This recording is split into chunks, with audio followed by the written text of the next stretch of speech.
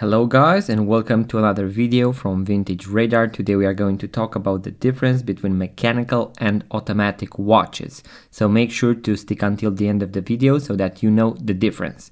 Now the first thing that we need to clarify is that both manual winding watches and automatic watches are mechanical.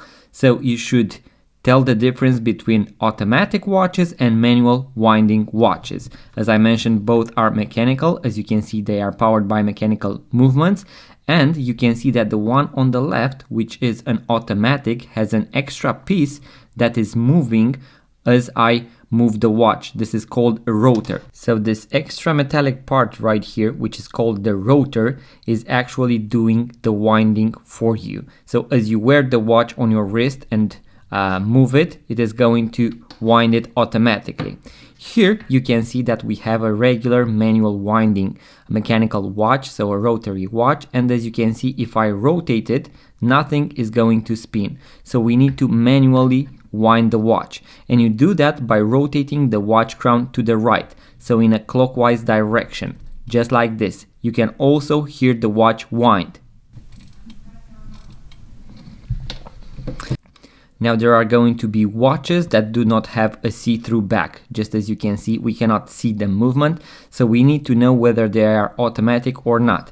As you can see, on most, if not all automatic watches, you should be able to see on the dial automatic or self-winding mechanism. This is a good indicator that you have an automatic watch.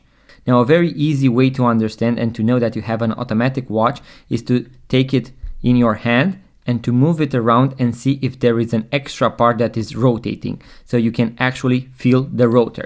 But for most automatic watches, you will be able to see here on the dial that they are automatic.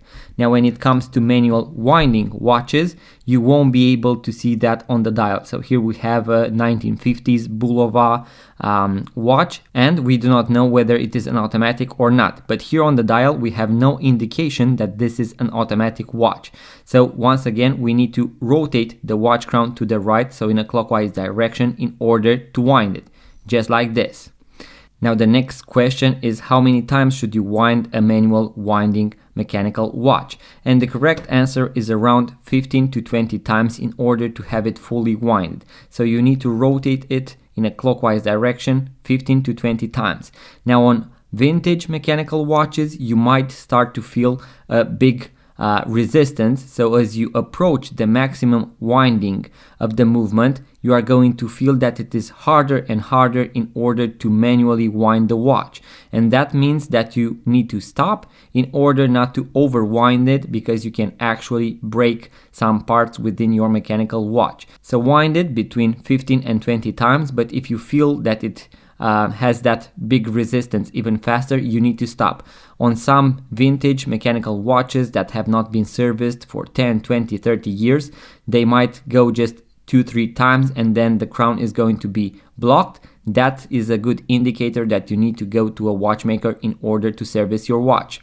Now when it comes to an automatic watch movement, you simply put it on your wrist and you can enjoy it, set the time, and then the watch is going to start moving as long as you wear it on your wrist and it gets energy from that movement. As you can see, this Junghans automatic has already started to tick from the 2-3 shakes that I had, because the rotor actually spinned and winded the watch.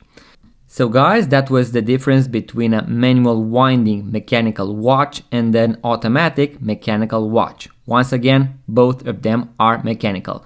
Let me know if you have any other questions in the comment section below. Make sure to like this video and subscribe to our YouTube channel for more content about watches, vintage watches, and I'm going to see you on the next video.